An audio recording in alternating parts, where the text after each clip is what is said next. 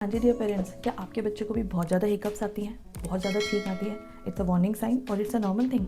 Relax, it's very normal. Specially जो बच्चे के फर्स्ट 40 डेज़ होते हैं या फिर जो फर्स्ट 3 मंथ्स होते हैं, उसमें जो बच्चे का डाइजेस्टिव सिस्टम होता है वो उतना मेच्योर नहीं होता है। इसीलिए बच्चे का जो छोटा सा पेट है और जो डाइजेस्टिव सिस्टम है वो इमेच्योर है, और जब बच्चा ब्रेस्ट फीड करता है या बॉटल फीड करता है तो जो गैस होती है, आसपास की गैस, वो सक कर लेता है और उसी की वजह से उसको हिकअप्स होते हैं। सेकंड, बच्चे को हिकअप्स आना, स्नीजिंग होना मतलब छींकना, ये सारे के सारे आपके बच्चे की ग्रोथ और डेवलपमेंट के लिए गुड साइन है, तो परेशान नहीं होना है। It's a happy sign. और भी ऐसे ही टिप्स के लिए जस्ट मोम टाइम मीडिया को सब्सक्राइब कीजिए।